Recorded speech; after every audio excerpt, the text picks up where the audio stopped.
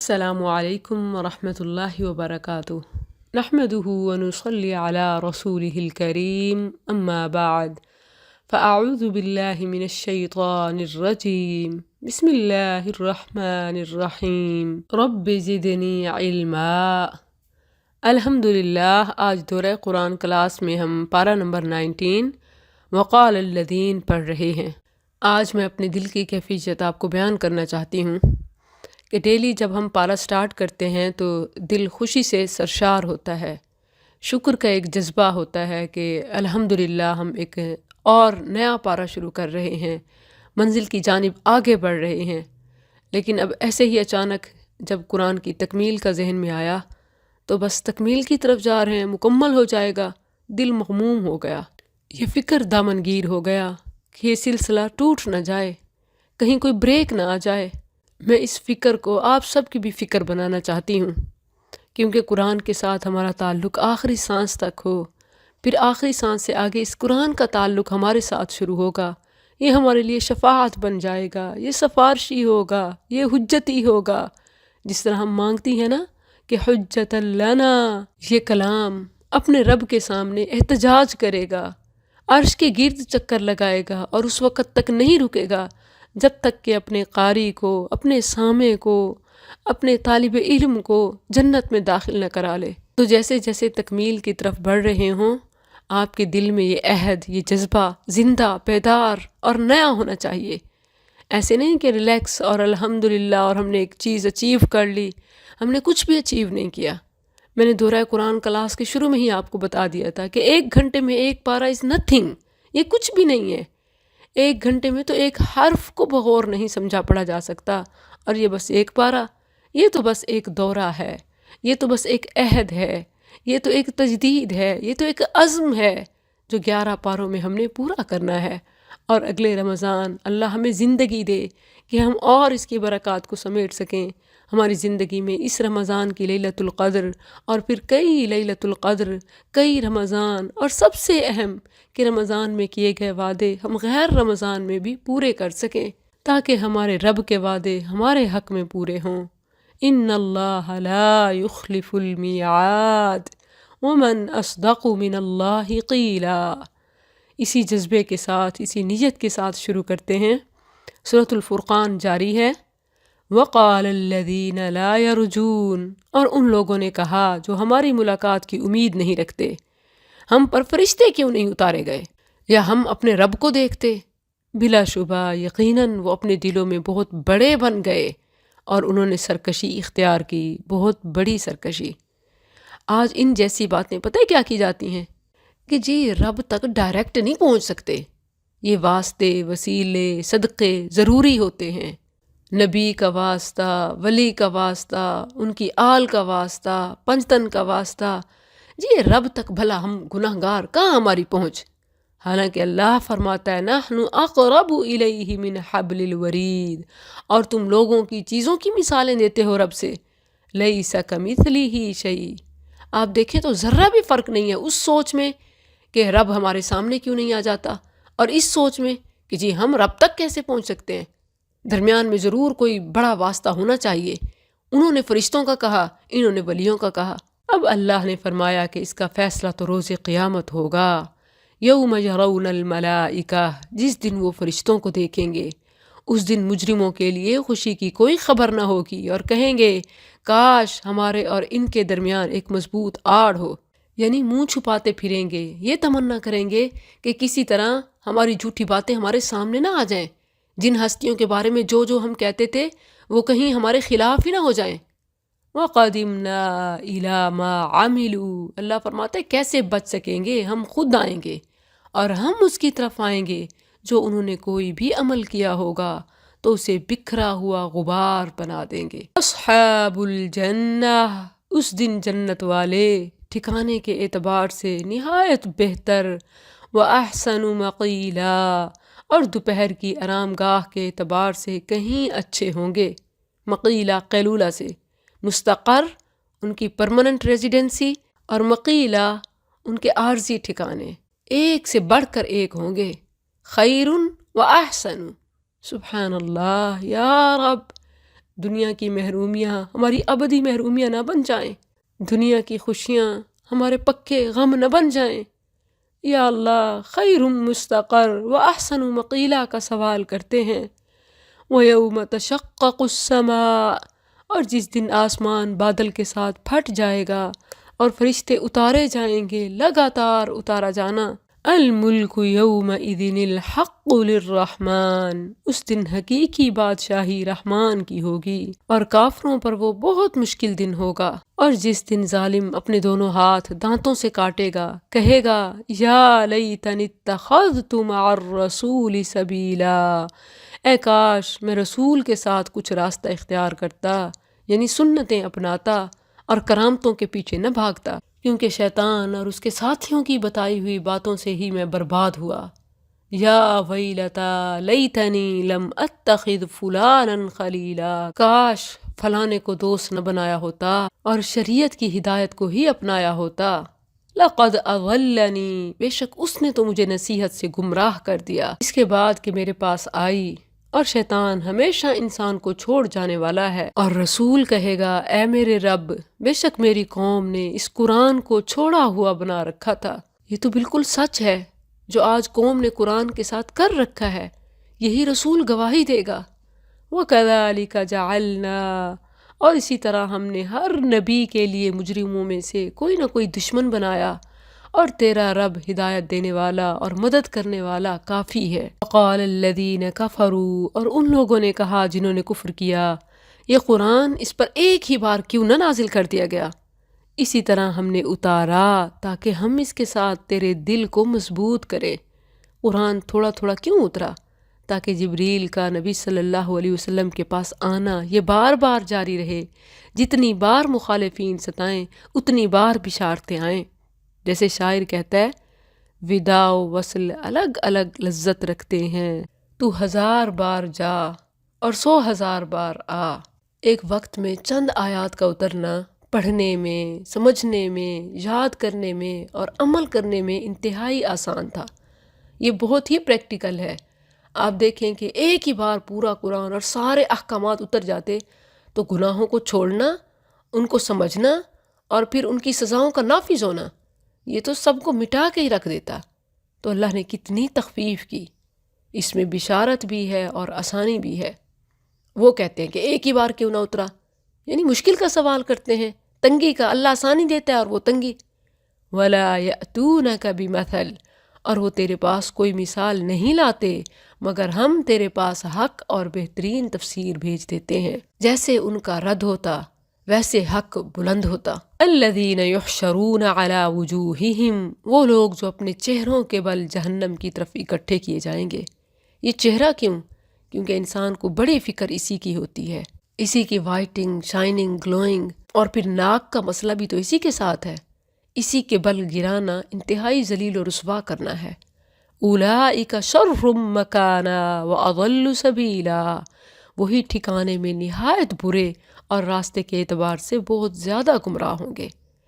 جو دین پر پیروی میں اپنی ناک کی بھی پرواہ نہیں کرتا، اللہ اس کو اونچے اور بلند ٹھکانے دے گا۔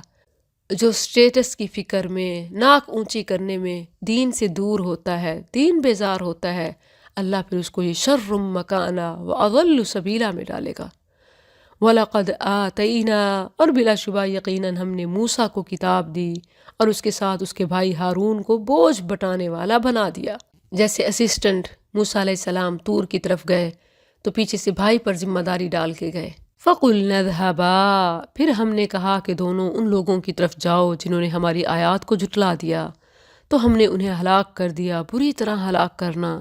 اور نوح کی قوم کو بھی کہ جب انہوں نے رسولوں کو جھٹلا دیا تو ہم نے انہیں غرق کر دیا اور انہیں لوگوں کے لیے ایک نشانی بنا دیا، اور ہم نے ظالموں کے لیے ایک دردناک عذاب تیار کر رکھا ہے۔ اور عاد اور سمود کو اور کنویں والوں کو، یہ اصحاب الرس کنویں والے، قرآن میں ان کا کوئی قصہ نہیں آیا، کوئی تفصیل نہیں ہے۔ مفسرین کے بہت سے اقوال ہیں، کوئی اصحاب الاخدود تو کوئی اور قرار دیتا ہے، یہ سب بلا دلیل ہیں۔ وَقُرُونًا بَيْنَ ذَلِكَ، اور اس کے درمیان بہت سے زمانے کے لوگوں کو بھی ہلاک کر دیا۔ وَكُلًّا ضَرَبْنَا لَهُ الْأَمْثَالَ، اور ہر ایک ہم نے اس کے لیے مثالیں بیان کی، یعنی پہلی قوموں کی، اور ہر ایک کو ہم نے تباہ کر دیا، بری طرح تباہ کرنا، یعنی جس نے انکار کیا وہ ہلاک ہوا۔ وَلَقَدْ أَتَوْا، اور بلا شبہ یقیناً یہ لوگ اس بستی پر آ چکے جس پر بارش برسائی گئی، بری بارش یعنی پتھروں کی۔ قوم لوط سے یہ گزرتے، خاص طور پر اہل عرب شام کی طرف جاتے ہوئے قوم لوط کی بستیوں کے پاس سے گزرتے، کیونکہ وہ مکہ سے شام کو جانے والے راستے پر تھیں۔ تو افلم یکونوا یرونہا، تو کیا وہ اسے دیکھا نہ کرتے تھے، بلکہ وہ کسی طرح اٹھائے جانے کی امید نہ رکھتے تھے، یعنی آخرت کا سوچنا ہی نہیں ہے تاکہ کوئی اچھا کام کرنا ہی نہ پڑے، من مانی چھوڑنی نہ پڑے، خواہشوں کی قربانی دینی نہ پڑے۔ وَإِذَا رَأَوْكَ، اور جب وہ تجھے دیکھتے ہیں تو تجھے نہیں بناتے مگر مذاق۔ کیا یہی ہے جسے اللہ نے رسول بنا کر بھیجا ہے؟ بے شک یہ تو قریب تھا کہ ہمیں ہمارے معبودوں سے گمراہی کر دیتا، اگر یہ نہ ہوتا کہ ہم ان پر جمے رہے، یعنی یہ تو ہماری برائی پر ثابت قدمی، وگرنہ اس نے تو ہمیں ان سے دور کر دینا تھا۔ سوف یعلمون حین یرون العذاب، اور ان قریب وہ جان لیں گے جب عذاب دیکھیں گے کون راستے کے اعتبار سے زیادہ گمراہ ہے۔ کیا تو نے وہ شخص دیکھا جس نے اپنا معبود اپنی خواہش ہی کو بنا لیا؟ تو کیا تو اس کا ذمہ دار ہوگا؟ اللہ کے سوا جتنے بھی مشکل کشا، غوث، کتب، ولی بنائے جاتے ہیں، کہلائے جاتے ہیں، یہ بس خواہشوں کا ہی نتیجہ ہے۔ کوئی ایسے شخص کی ذمہ داری نہیں لینا چاہے گا جو خواہشات ہی کا غلام ہو، خواہشات ہی کو معبود بنا رہے۔ ام تحسب ان اکثرہم، یا تو گمان کرتا ہے کہ ان کے اکثر سنتے ہیں یا سمجھتے ہیں، وہ نہیں ہیں مگر چھپاؤں کی طرح، بلکہ وہ راستے کے اعتبار سے زیادہ گمراہ ہیں۔ کیا تو نے اپنے رب کو نہیں دیکھا، یعنی اس کی قدرت کی نشانیاں، دلائل؟ کیف مد الظل، اس نے کس طرح سائے کو پھیلا دیا، اور اگر وہ چاہتا تو اسے ضرور ساکن کر دیتا، اچانک دھوپ سارا نظام برباد کر دیتی۔ یہ سلولی، گریجولی سورج کا نکلنا اور پھر غروب ہونا، اس میں بڑی نشانی ہے۔ ثم جعلنا الشمس علیہ دلیلا، پھر ہم نے سورج کو اس پر دلالت کرنے والا بنا دیا۔ سائے اور سورج یہ اللہ کی بڑی نشانی ہے۔ اکیلا سورج ہوتا، سائے نہ ہوتے، بڑی پریشانی تھی، اور صرف سائے ہوتے، سورج نہ ہوتا تو زندگی ختم ہو جاتی۔ ثم قبضناہ الینا قبضا یسیرا، پھر ہم نے اسے اپنی طرف سمیٹ لیا، تھوڑا تھوڑا سمیٹنا۔ اس میں روز سورج کے غروب ہونے اور ایک فائنل غروب یعنی قیامت کی طرف اشارہ ہے۔ وَهُوَ الَّذِي جَعَلَ لَكُمُ اللَّيْلَ، اور وہی ہے جس نے تمہارے لیے رات کو لباس بنایا، اور نیند کو آرام، اور دن کو اٹھ کھڑا ہونا بنایا۔ یہاں ہر روز اٹھ کھڑے ہونے سے قیامت کے اٹھنے کی طرف اشارہ ہے۔ رسول اللہ صلی اللہ علیہ وسلم جب بستر پر جاتے تو کہتے بسمک اموت و احیا، تیرے ہی نام کے ساتھ میں مرتا ہوں اور زندہ ہوں گا، اور جب بیدار ہوتے تو کہتے الحمدللہ الذی احیانا بعدما اماتنا والیہ النشور، سب تعریف اللہ کے لیے جس نے ہمیں موت دینے کے بعد زندگی بخشی اور اسی کی طرف اٹھ کر جانا ہے۔ یعنی یہ رات آرام کے لیے، دن کام کے لیے، اللہ کا فضل تلاش کرنے کے لیے۔ اس میں اللہ کی توحید کی دلیل بھی ہے، اور قیامت پر اس کی قدرت کا اظہار بھی، اور نعمت کی یاد دہانی بھی۔ وَهُوَ الَّذِي أَرْسَلَ الرِّيَاحَ، اور وہی ہے جس نے ہواؤں کو اپنی رحمت سے پہلے خوشخبری کے لیے بھیجا، اور ہم نے آسمان سے پاک کرنے والا پانی اتارا تاکہ ہم اس کے ذریعے ایک مردہ شہر کو زندہ کریں، اور اسے اس مخلوق میں سے جو ہم نے پیدا کی ہے وہ اس سے جانوروں اور انسانوں کو پینے کے لیے مہیا کریں۔ آپ دیکھیں تو زمین کا یہ اکثر سمندر کا پانی، اسی سے انسانوں کی ضروریات، جانوروں کی ضروریات پوری ہوتی ہیں، اور اگر ڈائریکٹ اسی سے پوری ہوتی تو کھیتیاں جل بھن کر تباہ ہو جاتی، راکھ ہو جاتی، اور ہر پینے والا خواہ انسان یا جاندار اس کی آنتیں تک نکل آتی، وگرنہ زخمی تو ہو ہی جاتی۔ لیکن یہی سمندر کا پانی جب بخارات سے، بارش سے زمین پر دوبارہ اترتا ہے تو کیا نباتات، کیا حیوان، کیا انسان، سب کے لیے پانی حیات بخش ثابت ہوتا ہے۔ یعنی یہ آب شور، یہ کھارا نمکین پانی نیچرل فلٹر سسٹم سے آب شیریں، آب حیات بن جاتا ہے۔ سبحان اللہ۔ وَلَقَدْ صَرَّفْنَاهُ بَيْنَهُمْ، اور بلا شبہ یقیناً ہم نے اسے ان کے درمیان پھیر پھیر کر بھیجا تاکہ وہ نصیحت حاصل کریں، مگر اکثر لوگوں نے سخت ناشکری کرنے کے سوا کچھ نہیں مانا۔ اور اگر ہم چاہتے تو ضرور ہر بستی میں ایک ڈرانے والا بھیج دیتے۔ اس میں نبی صلی اللہ علیہ وسلم پر اتمام نعمت اور بعثت عام کا اعلان ہے کہ اللہ جس جس کو جتنا جتنا چاہتا اعزاز سے نواز کر بھیج دیتا، مگر اللہ نے مقام محمود سے، رفعت ذکر سے محمد الرسول اللہ صلی اللہ علیہ وسلم کو نوازا۔ وَرَفَعْنَا لَكَ ذِكْرَكَ عَسَىٰ أَن يَبْعَثَكَ رَبُّكَ مَقَامًا مَحْمُودًا فَلَا تُطِعِ الْكَافِرِينَ، بس تو کافروں کا کہنا مت مان اور اس کے ساتھ ان سے جہاد کر، بہت بڑا جہاد۔ وَهُوَ الَّذِي مَرَجَ الْبَحْرَيْنِ، اور وہی ہے جس نے دو سمندروں کو ملا دیا، یہ میٹھا ہے پیاس بجھانے والا اور یہ نمکین ہے کڑوا۔ اس نے ان دونوں کے درمیان ایک پردہ اور مضبوط آڑ بنا دی۔ زمین کی تہہ میں میٹھے اور پھیکے دونوں قسم کے پانی ہیں۔ ایک جگہ بورنگ کرتے ہیں میٹھا، اس کے ساتھ ہی دوسری جگہ سے بورنگ کرتے ہیں کھارا کڑوا، اور کہیں سے کرتے ہیں کچھ نہیں نکلتا، کہیں سے تھوڑی سی بورنگ سے ہی سٹارٹ سے ہی چشمے ابل پڑتے ہیں۔ اس سب کا کنٹرول کس کے پاس ہے؟ اس کو مکس ہونے سے کس نے روکا ہے؟ یہ تو زمین کے تہہ کی بات ہے۔ اگر اوپر بھی دیکھیں تو مختلف تحقیقات ہیں، مشاہدات ہیں کہ جس سے سامنے آتا ہے بحرین ہو، امریکن سی ہو، اور بہت سارے ایسے سمندر ہیں کہ جہاں واضح آنکھوں سے دیکھے مناظر ہیں۔ رواں کھارے پانی کے سمندر میں میٹھے پانی کے چشمے اور جزیرے ہیں۔ اللہ کی بڑی قدرت ہے۔ سارا میٹھا پانی ہوتا تو مخلوقات پھر گل سڑ جاتی، کیونکہ میٹھا پانی جلدی سے رنگ، ذائقہ، بو بدل لیتا ہے، ایکسپائر ہو جاتا ہے۔ اللہ نے سمندر کی نمکیات سے مخلوقات کو زندہ رکھا۔ آج بھی دیکھیں گے مختلف پکلز میں سالٹ زیادہ ہوتا ہے کیونکہ وہ پریزرویٹنگ بن جاتی ہیں، تو اللہ نے گویا مخلوقات کو پریزرو رکھا، گلنے سڑنے سے بچایا، حتیٰ کہ ان کا مردار بھی حلال ہے۔ هُوَ الطَّهُورُ مَاؤُهُ الْحِلُّ مَيْتَتُهُ، کہ سمندر کا پانی پاک ہے اور اس کا مردہ حلال ہے۔ اسی کو فلٹر کر کے انسانی ضروریات کے لیے میٹھا پانی بناتا ہے، زمین سے میٹھے چشمے نکالتا ہے اور انہیں مکس ہونے سے بچاتا ہے۔ وَهُوَ الَّذِي خَلَقَ مِنَ الْمَاءِ بَشَرًا، اور وہی ہے جس نے پانی سے ایک بشر کو پیدا کیا، پھر اسے خاندان اور سسرال بنا دیا، اور تیرا رب ہمیشہ سے بے حد قدرت والا ہے۔ اور وہ اللہ کے سوا اس چیز کی عبادت کرتے ہیں جو نہ انہیں نفع دیتی ہے اور نہ انہیں نقصان پہنچاتی ہے، اور کافر ہمیشہ اپنے رب کے خلاف مدد کرنے والا ہے۔ وَمَا أَرْسَلْنَاكَ، اور ہم نے تجھے نہیں بھیجا مگر خوشخبری دینے والا اور ڈرانے والا بنا کر۔ کہہ دے میں تم سے اس پر کسی مزدوری کا سوال نہیں کرتا، مگر جو چاہے کہ اپنے رب کی طرف کوئی راستہ اختیار کرے۔ وَتَوَكَّلْ، اور اس زندہ پر بھروسہ کر جو نہیں مرے گا، اور اس کی حمد کے ساتھ تسبیح کر، یعنی سبحان اللہ وبحمدہ پڑھا کر۔ وَكَفَىٰ بِهِ بِذُنُوبِ عِبَادِهِ خَبِيرًا، اور وہ اپنے بندوں کے گناہوں کی پوری خبر رکھنے والا کافی ہے۔ الَّذِي خَلَقَ السَّمَاوَاتِ وَالْأَرْضَ، وہ جس نے آسمانوں اور زمین کو اور جو کچھ ان دونوں کے درمیان ہے 6 دنوں میں پیدا کیا، پھر عرش پر بلند ہوا، بے حد رحم والا ہے، سو اس کے متعلق کسی پورے باخبر سے پوچھ، یعنی یہ بے وقوف کیا رب کو پہچانے؟ اللہ کی باتیں تو عقلوں والوں سے پوچھ جو اس کی کائنات میں غور کریں، تو ایون کافر سائنٹسٹ بھی کلمہ پڑھے بغیر نہ رہ سکیں۔ وَإِذَا قِيلَ لَهُمُ اسْجُدُوا، اور جب ان سے کہا جاتا ہے رحمان کو سجدہ کرو تو کہتے ہیں اور رحمان کیا چیز ہے؟ کیا ہم اسے سجدہ کریں جس کے لیے تو ہمیں حکم دیتا ہے؟ اور یہ بات انہیں بدکنے میں بڑھا دیتی ہے۔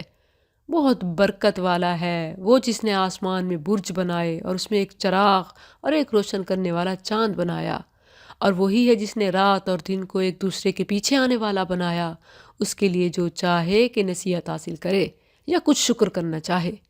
وعباد الرحمن، عباد الرحمن، ویسے تو سب رحمان کے بندے ہیں، جو بھی مخلوقات ہیں وہ اسی کے ہی عبد ہیں، غلام ہیں، لیکن یہاں اللہ نے اپنی رحمت کا مستحق ہونے والے کہ رحمان کی رحمت کے اصل حقدار ان کوالٹیز سے متصف ہیں، یہ صفات والے ہیں۔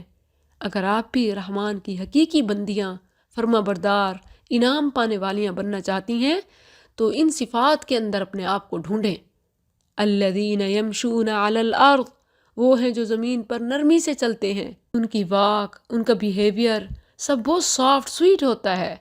وَإِذَا خَاطَبَهُمُ الْجَاهِلُونَ، اور جب جاہل لوگ ان سے بات کرتے ہیں تو وہ کہتے ہیں سلام ہے۔ یہ سلام ایسے نہیں کہ انت جاہل اور السلام، کہ تو جاہل ہے اور بس میں تجھے سلام کہہ کے جا رہی ہوں، بلکہ ایکچولی یہ حق بات بتا کر آرام سے چلے جانا ہے، ان سے بحث برائے بحث میں نہیں پڑنا۔ ان کے دن تو ایسے دعوت و تبلیغ میں ہوتے ہیں، جاہلوں کے ساتھ بھی وہ ایسے برتاؤ کرتے ہیں، ان کی راتیں رب کے آگے گزرتی ہیں۔ والذین یبیتون لربہم سجدا وقیاما، اور وہ جو اپنے رب کے لیے سجدہ کرتے ہوئے اور قیام کرتے ہوئے رات گزارتے ہیں۔ اس کا مصداق بننا کوئی بہت مشکل نہیں ہے کہ پوری رات مصلے پہ کاٹیں، بلکہ اگر رات کی نماز وقت پہ پڑھی، صبح کی نماز وقت پہ پڑھی، تو یہ بھی آپ کا قیام لکھا جائے گا۔ باوضو سوئے، ذکر و اذکار کر کے سوئے، درمیان میں جب کبھی آنکھ کھلے تسبیحات رب کی یاد کر لی، صرف 2 رکعت میں چند آیات اٹھ کے پڑھ لیں، تو اس کا شمار غافلین سے نہیں ہوتا بلکہ عباد الرحمن سے ہو جاتا ہے۔ والذین یقولون، اور جن کی رب سے باتیں کچھ یوں ہوتی ہیں، عباد الرحمن کو فکر کس چیز کی ہوتی ہے؟ ربنا اصرف عنا عذاب جہنم، اے ہمارے رب ہم سے جہنم کا عذاب پھیر دے، یعنی ہمیں بچا لے، بے شک اس کا عذاب ہمیشہ چمٹ جانے والا ہے، یعنی اس سے بچنا انسان کے بس کی بات نہیں۔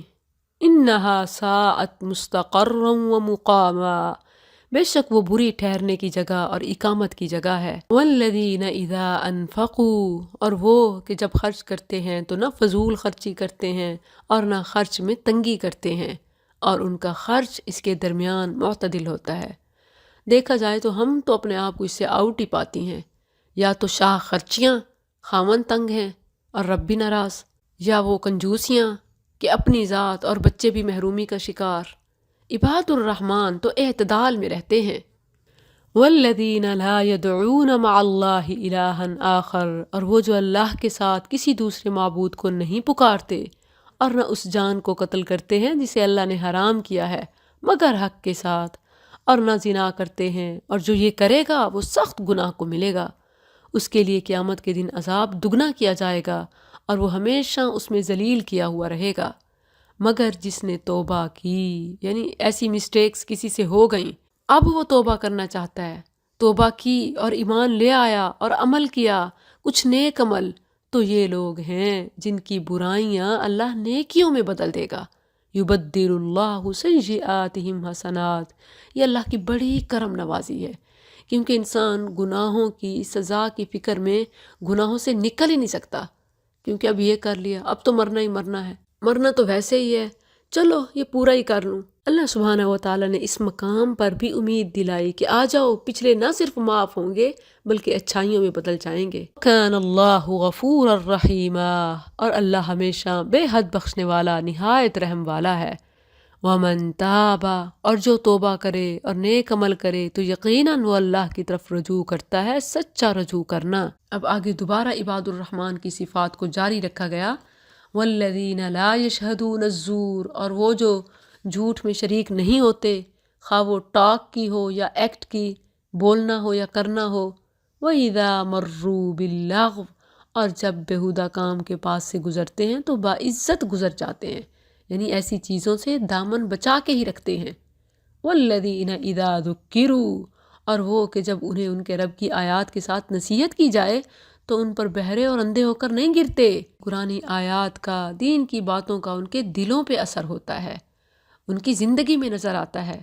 اور وہ جو کہتے ہیں ربنا، اے ہمارے رب، صرف ہمیں نہیں، ہماری آل اولاد ازواج کو بھی ان نیکیوں میں، ان کے بدلوں میں شریک کر لے۔ ہب لنا من ازواجنا وذریاتنا قرۃ اعین وجعلنا للمتقین اماما، ہمیں ہماری بیویاں اور اولادوں سے آنکھوں کی ٹھنڈک عطا فرما اور ہمیں پرہیزگاروں کا امام بنا۔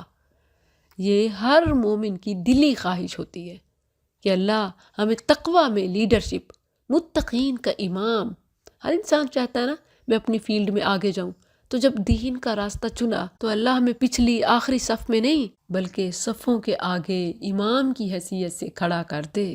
وَجَعَلْنَا لِلْمُتَّقِينَ إِمَامًا، پرہیزگاروں کا امام بنا۔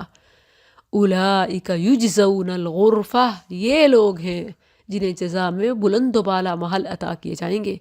نیکیاں کرنے میں اور بدلے حاصل کرنے میں ان کی سوچ یہی نہیں ہوتی کہ بس حاضری لگ جائے، خانہ پوری ہو جائے، بلکہ وہ نمبر 1 ہونا چاہتے ہیں، تو اللہ ان کو جزا میں بلند و بالا محل عطا کرے گا، اس لیے کہ انہوں نے صبر کیا، اور اس میں ان کا استقبال زندگی کی دعا اور سلامتی کے ساتھ کیا جائے گا۔ یہ سلامتی رب کی طرف سے بھی ہوگی اور فرشتوں کی دعا بھی ہوگی۔ سلام قولا من رب الرحیم، اور فرشتے یدخلون علیہم من کل باب، ہر دروازے سے داخل ہوتے ہوئے انہیں سلام علیکم بما صبرتم فنعم عقبی الدار، ان پیغامات سے مبارکباد اور استقبال کریں گے۔ خالدین فیہا، ہمیشہ اس میں رہنے والے ہیں، وہ ٹھہرنے اور رہنے کی اچھی جگہ ہے۔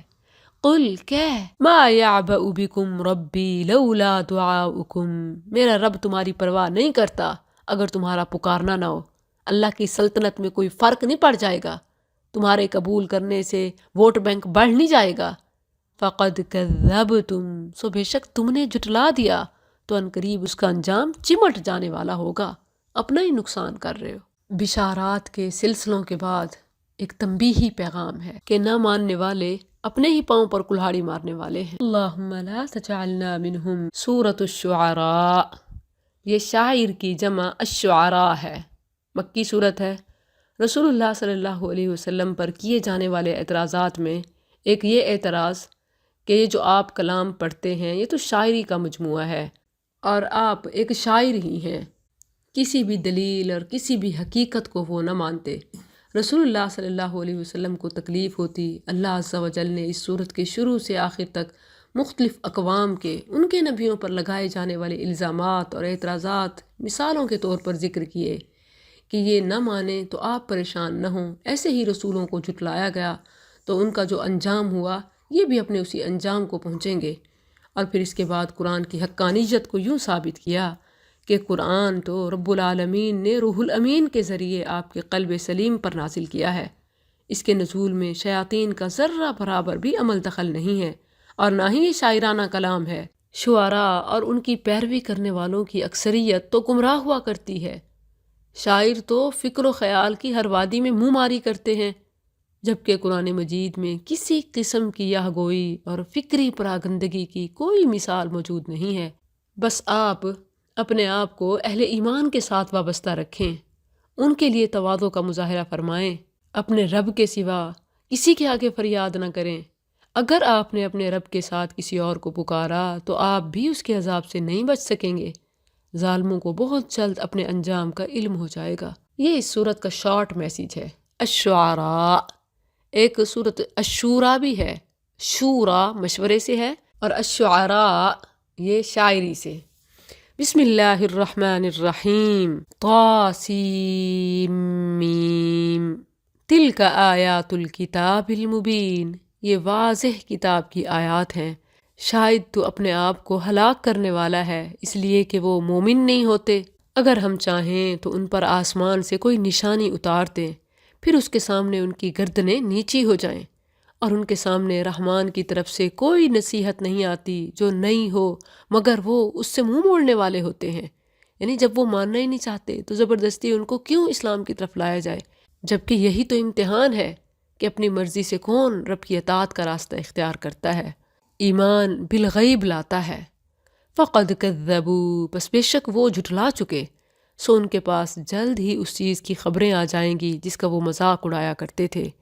اور کیا انہوں نے زمین کی طرف نہیں دیکھا کہ ہم نے اس میں کتنی چیزیں ہر عمدہ قسم میں سے اگائی ہیں؟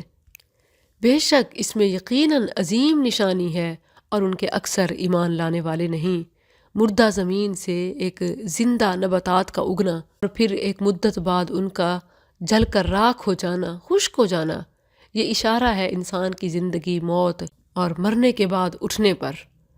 وَإِنَّ رَبَّكَ لَهُوَ الْعَزِيزُ الرَّحِيمُ، اور بے شک تیرا رب یقیناً وہی سب پر غالب نہایت رحم والا ہے۔ اس صورت کی اہمیت، فضیلت اور خصوصیت ایک یہ ہے کہ اس کے ایک رکوع میں مختلف حقائق، دلائل، مثالیں اور انجام بتانے کے بعد ہر رکوع کا آخر انہی 3 جملوں سے ہوا ہے۔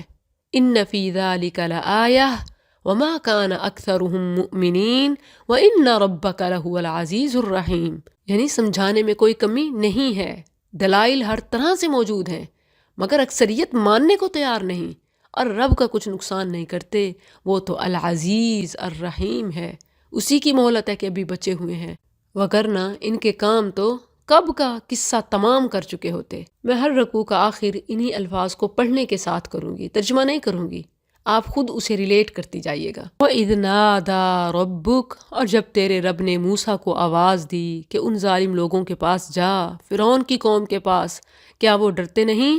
قَالَ رَبِّ إِنِّي أَخَافُ أَن يُكَذِّبُونَ، اس نے کہا اے میرے رب، بے شک میں ڈرتا ہوں کہ وہ مجھے جھٹلا دیں گے، اور میرا سینہ تنگ پڑتا ہے اور میری زبان نہیں چلتی، سو تو ہارون کی طرف پیغام بھیج، یعنی اسے میرے ساتھ اسسٹنٹ کے طور پر بھیج، اور ان کا میرے ذمہ ایک گناہ ہے، یعنی ایک قتل ہوا تھا جو موسیٰ علیہ السلام سے، بس میں ڈرتا ہوں کہ وہ مجھے قتل کر دیں گے۔ قال کلا، فرمایا ہرگز ایسے نہ ہوگا، سو تم دونوں ہماری نشانیوں کے ساتھ جاؤ، بے شک ہم تمہارے ساتھ خوب سننے والے ہیں، یعنی بھائی کو بھی بھیج دیا اور ہم خود تمہارے ساتھ ہیں۔ اللہ نے اپنے لیے انا ہم کا استعمال اپنی عظمت کے اظہار کے لیے کیا۔ فَأْتِيَا فِرْعَوْنَ، تو تم دونوں فرعون کے پاس جاؤ اور اس سے کہو کہ بلا شبہ ہم رب العالمین کا پیغام پہنچانے والے ہیں، یہ کہ تو بنی اسرائیل کو ہمارے ساتھ بھیج دے۔ اس نے کہا کیا ہم نے تجھے اپنے اندر اس حال میں نہیں پالا کہ تو بچہ تھا اور تو ہم میں اپنی عمر کے کئی سال رہا، یعنی کل کا بچہ اب ہمارے ہی سامنے کھڑا ہو گیا ہے، اور تو نے اپنا وہ کام کیا جو تو نے کیا، یعنی تجھ سے قتل بھی ہوا اور ہم نے پھر بھی کچھ نہ کہا، اور تو ناشکروں میں سے ہے۔ قال فعلتها، کہا میں نے اس وقت وہ کام اس حال میں کیا کہ میں خطا کاروں سے تھا۔ آج بھی دیکھیں تو ماضی کا تانا اکثر نیکوکاروں کو بھی دیا جاتا ہے، تو یہ بڑا ہی خوبصورت جواب ہے کہ غلطی ہوئی تھی مگر وہ ماضی تھا، توبہ کر لی، چھوڑ لیا، اور اب اپنی اور سب کی اصلاح چاہتے ہیں۔ کتنی خوبصورت بات ہے کہ قرآن کریم نے موسیٰ علیہ السلام کے اس انداز سے ہماری مشکلیں آسان کر دیں۔ فَفَرَرْتُ مِنْكُمْ، پھر میں تم سے بھاگ گیا، جب میں تم سے ڈرا تو میرے رب نے مجھے حکم دیا اور مجھے رسولوں میں سے بنا دیا۔ اور یہ کوئی احسان ہے جو تو مجھ پر جتلا رہا ہے کہ تو نے بنی اسرائیل کو غلام بنا رکھا ہے، یعنی اگر مجھ سے وہ قتل ہوا تھا تو اس کے پیچھے بھی تیرے ہی مظالم تھے، یعنی ایک ایکشن کا ری ایکشن تھا، اور اب اسی کا تو مجھ پر الزام لگا رہا ہے، اور وہ بھی ماضی کا۔ قال فرعون، فرعون نے کہا اور رب العالمین کیا چیز ہے؟ کہا جو آسمانوں اور زمین کا رب ہے اور اس کا بھی جو ان دونوں کے درمیان ہے، اگر تم یقین کرنے والے ہو۔ اس نے ان لوگوں سے کہا جو اس کے ارد گرد تھے، کیا تم غور سے نہیں سنتے؟ فرعون نے جب اپنے درباریوں کو بھی ساتھ ملا لیا تو موسیٰ علیہ السلام نے سب کو خطاب کیا۔ قال، کہا ربکم و رب آبائکم الاولین، تمہارا رب اور تمہارے پہلے باپ دادا کا رب ہے۔ آگے سے اس نے جواب دیا ان رسولکم الذی ارسل الیکم لمجنون، کہا یقیناً تمہارا یہ پیغمبر جو تمہاری طرف بھیجا گیا ہے ضرور پاگل ہے۔ اس نے کہا رب المشرق والمغرب وما بینہما ان کنتم تعقلون، جو مشرق و مغرب کا رب ہے اور اس کا بھی جو ان دونوں کے درمیان ہے، اگر تم سمجھتے ہو۔ موسیٰ علیہ السلام نے بھی وہی دلیل پیش کی جو ان کے جد امجد ابراہیم خلیل اللہ علیہ السلام نے پیش کی تھی کہ رب العالمین وہ ہے جو مشرق و مغرب اور ان کے مابین کا رب ہے، جو ہمیشہ سے سورج کو مشرق سے طلوع کرتا ہے اور مغرب میں غروب کرتا ہے۔ تمہیں رب ہونے کا زعم ہے تو ذرا سورج کو مغرب سے نکال کر دکھا دو۔ قال، کہا یقیناً اگر تو نے میرے سوا کسی اور کو معبود بنایا تو میں تجھے ضرور ہی قید کیے ہوئے لوگوں میں شامل کر دوں گا۔ اب یہاں دیکھیں کہ بعض لوگ کہتے ہیں کہ اس نے رب اعلیٰ کا جو دعویٰ کیا تھا کہ انا ربکم الاعلیٰ، یہ اس نے سلطنت اعلیٰ کے حوالے سے کیا، کیونکہ اس وقت وہ مطلق العنان حکمران تھا، تو اس بنا پر وہ کوئی معبود ہونے کی بنا پر نہیں کہتا تھا۔ حالانکہ یہاں واضح لفظ ہے کہ اس نے کہا کہ لئن اتخذت الہا غیری، اگر تو نے میرے سوا کسی اور کو معبود بنایا تو میں تجھے ضرور ہی قید کیے ہوئے لوگوں میں شامل کر دوں گا۔ کہا کیا اگرچہ میں تیرے پاس کوئی واضح چیز لے آؤں؟ اس نے کہا تو اسے لے آ اگر تو سچوں سے ہے۔ بس موسیٰ نے اپنی لاٹھی پھینکی تو اچانک وہ واضح اژدہا تھی، اور اپنا ہاتھ نکالا تو اچانک وہ دیکھنے والوں کے لیے سفید چمکدار تھا۔ اس نے ان سرداروں سے کہا جو اس کے ارد گرد تھے، یقیناً یہ تو ایک بہت ماہر فن جادوگر ہے جو چاہتا ہے کہ اپنے جادو کے ساتھ تمہیں تمہاری سرزمین سے نکال دے، تو تم کیا حکم دیتے ہو؟ غور کریں، ایک طرف خود کو رب اعلیٰ کہتا ہے دوسری طرف اپنے ماتحتوں سے حکم مانگ رہا ہے۔ بے بسی کی انتہا چیک کیجیے۔ انہوں نے کہا اسے اور اس کے بھائی کو مؤخر رکھ، یعنی تھوڑا ٹائم لے لو۔ اب ان کی بھی سوچ دیکھیں کہ ٹائم لے کر ہی کچھ کر سکیں گے، وگرنہ اس کا تو مقابلہ ہی نہیں کیا جا سکتا۔ شروع میں انہوں نے بھانپ لیا اور شہروں میں جمع کرنے والے بھیج دے کہ وہ تیرے پاس ہر بڑا جادوگر لے آئیں جو بہت ماہر فن ہو۔ تو جادوگر ایک مقرر دن کے طے شدہ وقت کے لیے جمع کر لیے گئے اور لوگوں سے کہا گیا کیا تم جمع ہونے والے ہو؟ لوگوں کو قومیت، غیرت، حمیت، لسانیت کی بنا پر اکسا کر جمع کیا گیا۔ شاید ہم ان جادوگروں کے پیروکار بن جائیں اگر وہی غالب رہے۔ پھر جب جادوگر آ گئے تو انہوں نے فرعون سے کہا کیا واقعی ہمارے لیے ضرور کچھ صلہ ہوگا اگر ہم ہی غالب ہوئے؟ یہاں دیکھیے کہ حق کے مقابلے میں آنے والے بس پیٹ کی خاطر میدان میں اترتے ہیں، مقابلے کے لیے آتے ہیں۔ انہیں بھی بس صلے سے طمع تھا، حق کی خواہش نہ تھی۔ کہا ہاں، اور یقیناً تم اس وقت ضرور مقرب لوگوں سے ہوں گے، یعنی انعام کے ساتھ عہدے بھی ملیں گے۔ موسیٰ نے ان سے کہا پھینکو جو کچھ تم پھینکنے والے ہو۔ تو انہوں نے اپنی رسیاں اور لاٹھیاں پھینکیں اور انہوں نے کہا فرعون کی عزت کی قسم، بے شک ہم ہی غالب آنے والے ہیں۔ پھر موسیٰ نے اپنی لاٹھی پھینکی تو اچانک وہ ان چیزوں کو نگل رہی تھی جو وہ جھوٹ بنا رہے تھے۔ تو جادوگر نیچے گرا دیے گئے، یعنی بے ساختہ حقیقت حال دیکھ کے، اس حال میں کہ سجدہ کرنے والے تھے۔ انہوں نے کہا ہم تمام جہانوں کے رب پر ایمان لائے۔ موسیٰ اور ہارون کے رب پر کہا تم اس پر ایمان لے آئے اس سے پہلے کہ میں تمہیں اجازت دوں؟ بلا شبہ یہ ضرور تمہارا بڑا ہے جس نے تمہیں جادو سکھایا ہے، یعنی تم تو اس سے ملے ہوئے تھے، یہ تو تمہارا بھی استاد ہے، اسی لیے تم مجھ سے پوچھے بغیر تم اس پر ایمان لے آئے۔ سو یقیناً تم جلدی جان لو گے۔ اب انہیں ایموشنل بلیک میل کر رہا ہے، پریشرائز کر رہا ہے۔ میں ضرور ہر صورت تمہارے ہاتھ اور تمہارے پاؤں مخالف سمت سے بری طرح کاٹوں گا اور یقیناً تم سب کو ضرور بری طرح سولی دوں گا۔ انہوں نے کہا لا ضیرہ، کوئی نقصان نہیں، بے شک ہم اپنے رب کی طرف پلٹنے والے ہیں۔ ذرا ان نئے ایمان لانے والوں کی دعا تو چیک کیجئے۔ انہوں نے موسیٰ اور ہارون کے صدقے سے اللہ سے معافی کا سوال نہیں کیا، بلکہ ایمان لانے کے صدقے اور وسیلے سے مغفرت کا سوال کیا۔ وسیلے تلاش کرنے والوں، پیدائشی مسلمانوں، ذرا ان سے سیکھو۔ جادوگری میں زندگی گزارنے والوں نے جب اپنے رب کو پہچانا تو کسی کا واسطہ وسیلہ نہ دیا، بلکہ رب پر ایمان لانے کو ہی وسیلہ بنایا۔ اِنَّا نَطْمَعُ أَن يَغْفِرَ لَنَا رَبُّنَا خَطَايَانَا أَن كُنَّا أَوَّلَ الْمُؤْمِنِينَ، بے شک ہم لالچ رکھتے ہیں کہ ہمارا رب ہمارے لیے ہماری خطائیں معاف کرے گا، اس لیے کہ ہم سب سے پہلے ایمان لانے والے بنے ہیں۔ وَأَوْحَيْنَا إِلَى مُوسَىٰ، اور ہم نے موسیٰ کی طرف وحی کی کہ میرے بندوں کو رات کو لے چل، یقیناً تمہارا پیچھا کیا جائے گا۔ تو فرعون نے شہروں میں اکٹھا کرنے والے بھیج دیے کہ بے شک یہ لوگ تو ایک تھوڑی سی جماعت ہیں اور بلا شبہ یہ ہمیں یقیناً غصہ دلانے والے ہیں۔ حواس باختہ فرعون کی بات دیکھیں، یہ نہ کہا کہ ہم ہارنے والے ہیں، کہا کہ یہ غصہ دلانے والے ہیں۔ وَإِنَّا لَجَمِيعٌ حَاذِرُونَ، اور بے شک ہم یقیناً سب چکنے رہنے والے ہیں، یعنی ہمیں فوراً پتہ چل گیا ہے کہ انہوں نے ہمارے ساتھ غلط کیا ہے۔ فَأَخْرَجْنَاهُمْ مِنْ جَنَّاتٍ وَعُيُونٍ، تو ہم نے انہیں باغوں اور چشموں سے نکال دیا اور خزانوں سے اور عمدہ جگہ سے۔ ایسے ہی ہوا اور ہم نے ان کا وارث بنی اسرائیل کو بنا دیا۔ مختلف ٹائم پیریڈ گزرنے کے بعد اللہ تعالیٰ نے اسی مصر کا بنی اسرائیل کو وارث بنایا۔ فَأَتْبَعُوهُمْ مُشْرِقِينَ، تو انہوں نے سورج نکلتے ان کا پیچھا کیا۔ پھر جب دونوں جماعتوں نے ایک دوسرے کو دیکھا تو موسیٰ کے ساتھیوں نے کہا بے شک ہم یقیناً پکڑے جانے والے ہیں۔ کہا ہرگز نہیں، بے شک میرے ساتھ میرا رب ہے، وہ مجھے ضرور راستہ بتائے گا۔ تو ہم نے موسیٰ کی طرف وحی کی کہ اپنی لاٹھی سمندر پر مار، بس وہ پھٹ گیا تو ہر ٹکڑا بہت بڑے پہاڑ کی طرح ہو گیا۔ اور وہیں ہم دوسروں کو قریب لے آئے اور ہم نے موسیٰ کو اور جو اس کے ساتھ تھے سب کو بچا لیا، پھر دوسروں کو ڈبو دیا۔ ان فی ذلک لآیہ وما کان اکثرهم مؤمنین وان ربک لہو العزیز الرحیم۔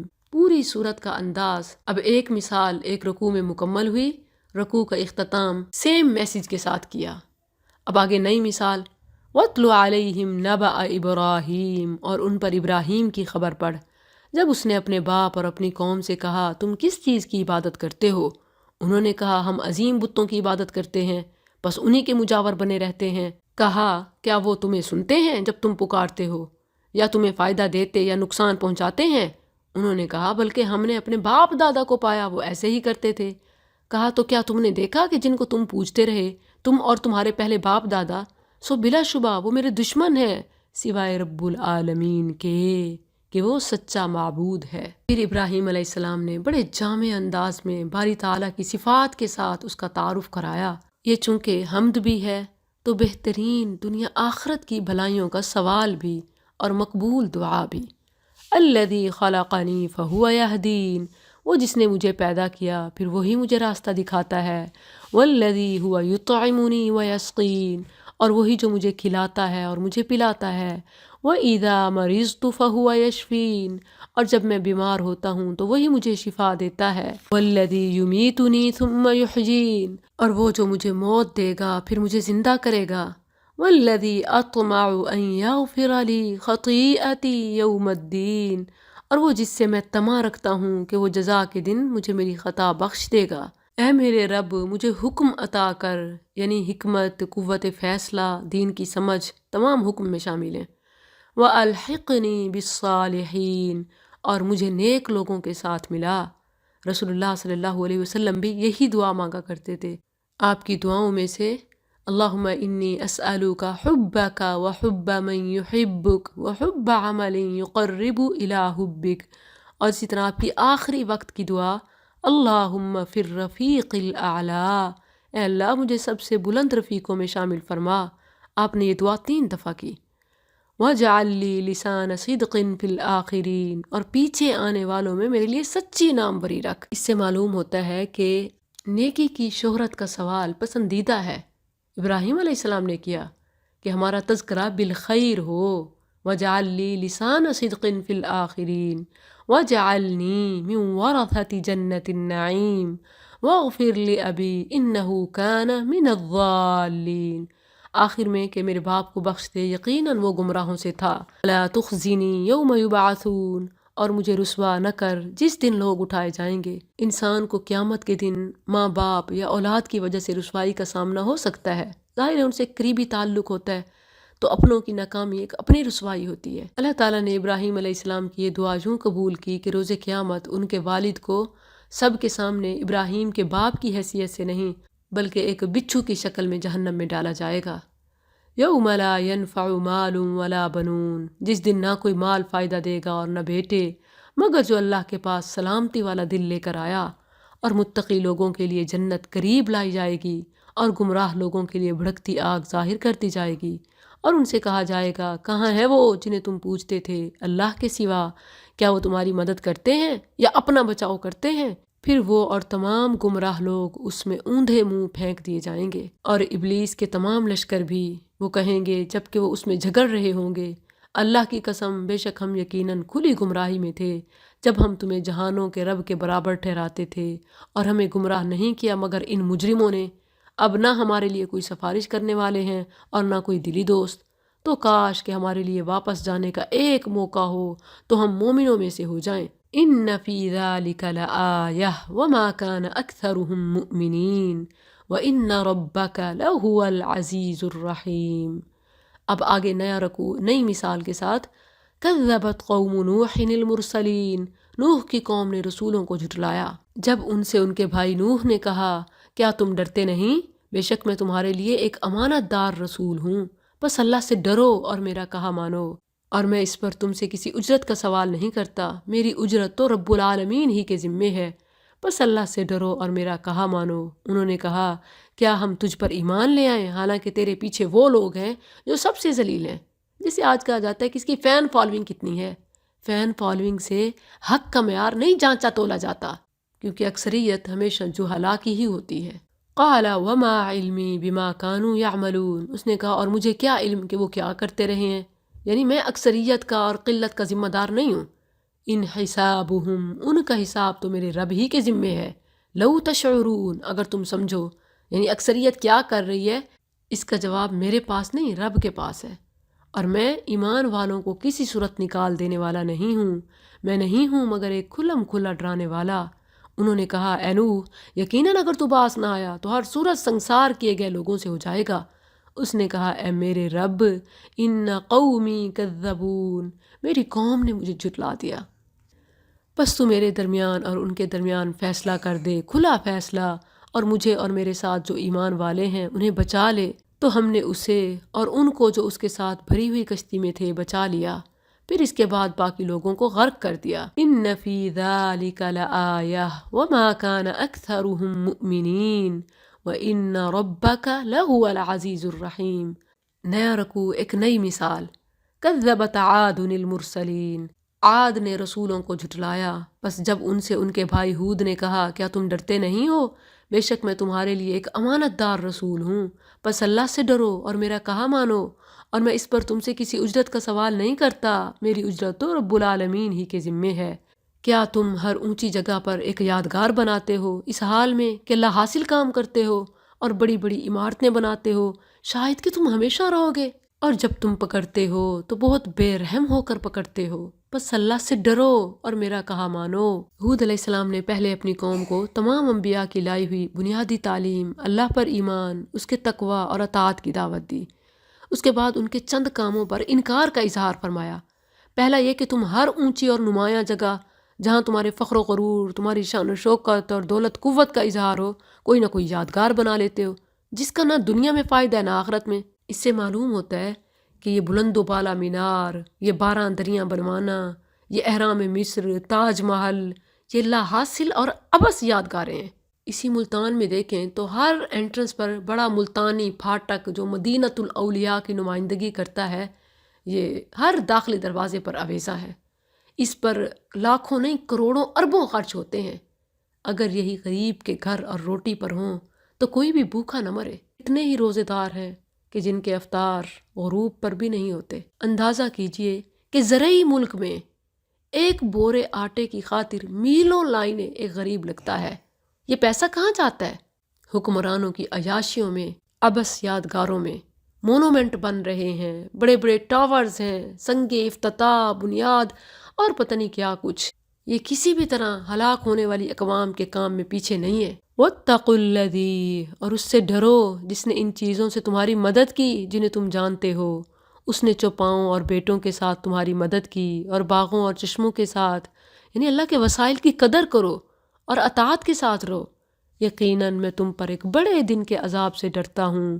انہوں نے کہا ہم پر برابر ہے کہ تو نصیحت کرے یا نصیحت کرنے والوں میں سے نہ ہو، نہیں ہے یہ مگر پہلے لوگوں کی عادت، اور ہم قطعاً عذاب دیے جانے والے نہیں۔ بس انہوں نے اسے جھٹلا دیا تو ہم نے انہیں ہلاک کر دیا۔ ان فی ذالک لآیہ وما کان اکثرهم مؤمنین وان ربک لہو العزیز الرحیم۔ اب نیا رکوع نئی مثال کے ساتھ۔ کذبت ثمود المرسلین، سمود نے رسولوں کو جھٹلایا جب ان سے ان کے بھائی صالح نے کہا کیا تم ڈرتے نہیں ہو؟ بے شک میں تمہارے لیے ایک امانت دار رسول ہوں، بس اللہ سے ڈرو اور میرا کہا مانو، اور میں اس پر تم سے کسی اجرت کا سوال نہیں کرتا، میری اجرت تو رب العالمین ہی کے ذمے ہے۔ کیا تم ان چیزوں میں جو یہاں ہیں بے خوف چھوڑ دیے جاؤ گے، باغوں اور چشموں میں اور کھیتوں اور کھجوروں میں جن کے خوشے نرم و نازک ہیں، اور تم پہاڑوں سے تراش کر گھر بناتے ہو اس حال میں کہ خوب ماہر ہو، بس اللہ سے ڈرو اور میرا کہا مانو، یعنی اپنے وسائل اور طاقت کا یوں رب کی نافرمانی میں استعمال نہ کرو، اور آخرت کی تیاری کرو۔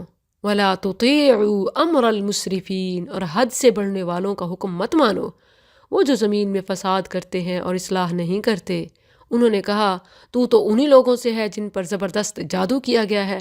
دیکھیں تو یہی تمام الزامات رسول اللہ صلی اللہ علیہ وسلم کو لگائے گئے، جس کا پہلے رکوع میں خلاصتاً میں نے آپ کو اشارہ کیا کہ اللہ کے رسول کو تسلی دینے کے لیے اللہ تعالیٰ نے یہ صورت نازل فرمائی۔ ما انت الا بشر مثلنا، تو نہیں ہے مگر ہمارے جیسا ایک آدمی، فأتی بآیہ، بس کوئی نشانی لیا اگر تو سچوں سے ہے۔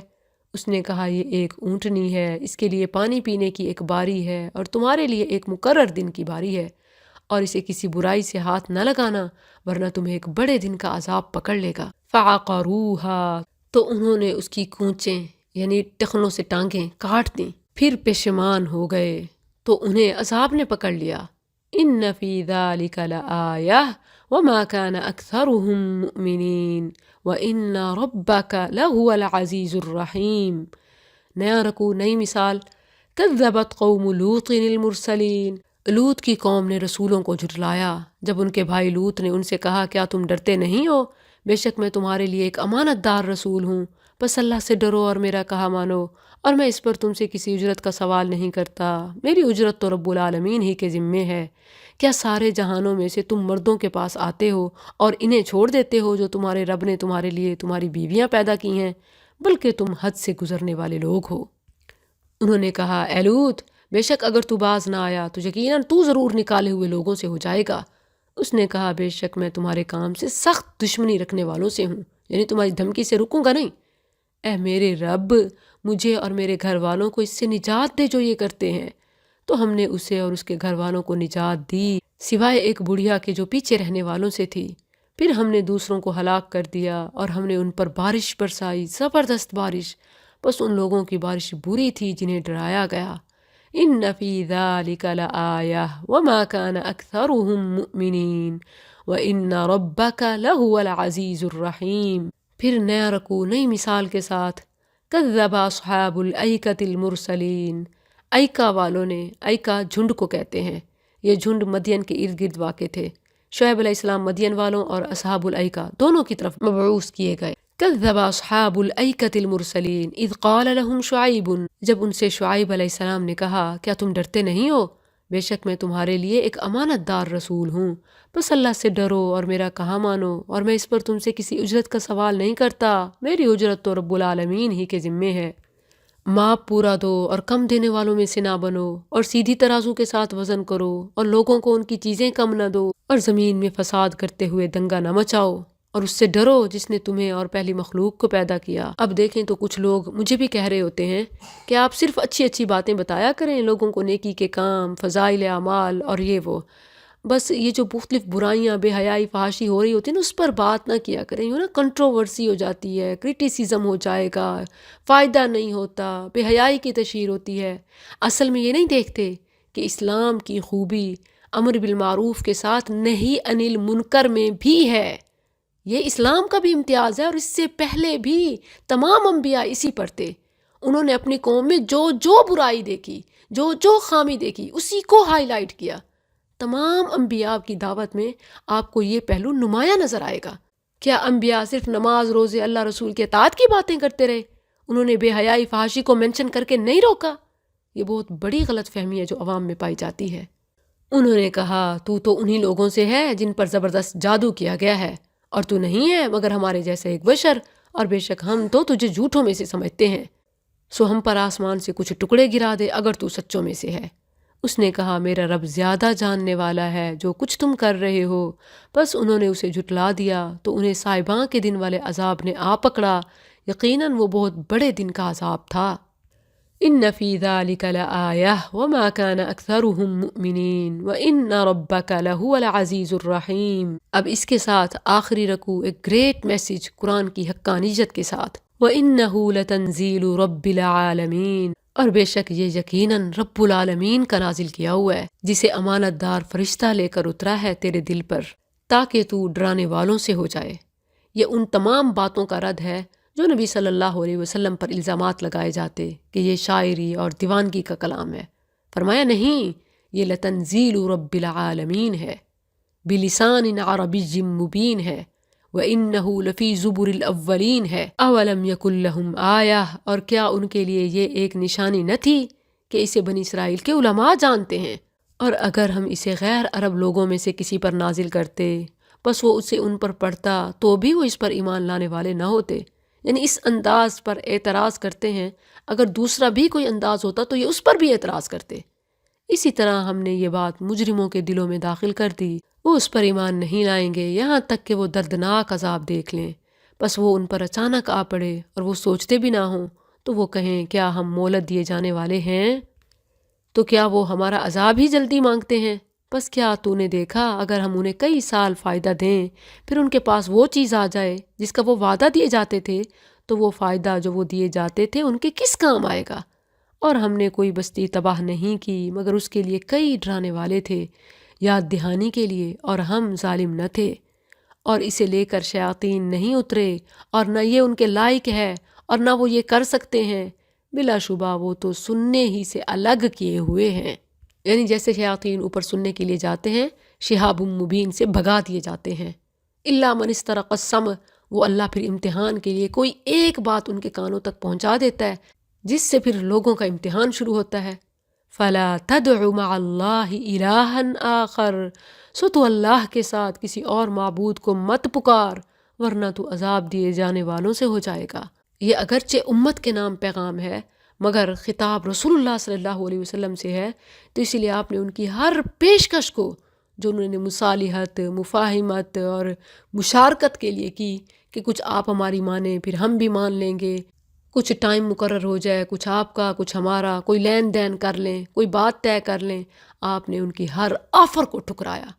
اور پھر جب یہ حکم اترا وَأَنذِرْ عَشِيرَتَكَ الْأَقْرَبِينَ، اور اپنے سب سے قریب رشتہ داروں کو ڈرا، تو آپ نے کوہ صفا پہ کھڑے ہو کے وہ یادگار خطاب دیا، یا بنی عبد مناف اشتروا انفسکم من اللہ، یا بنی عبد المطلب اشتروا انفسکم من اللہ، یا ام الزبیر عمت رسول اللہ، یا فاطمة بنت محمد اشتریا انفسکما من اللہ لا املک لکما من اللہ شیئا سلانی من مالی ما شئتما۔ اسی طرح سارے قریش کے قبائل کو بھی جمع کر کے خطاب دیا کہ میں تمہیں ایک شدید عذاب سے پہلے ڈرانے والا ہوں، اور اپنا بازو اس کے لیے جھکا دے جو ایمان والوں سے تیرے پیچھے چلے، پھر اگر وہ تیری نافرمانی کریں تو کہہ دے بے شک میں اس سے بری ہوں جو تم کرتے ہو، اور اس سب پر غالب نہایت رحم والے پر بھروسہ کر جو تجھے دیکھتا ہے جب تو کھڑا ہوتا ہے، اور سجدہ کرنے والوں میں تیرے پھرنے کو بھی، بے شک وہی سب کچھ سننے والا سب کچھ جاننے والا ہے۔ کیا میں تمہیں بتاؤں شیاطین کس پر اترتے ہیں؟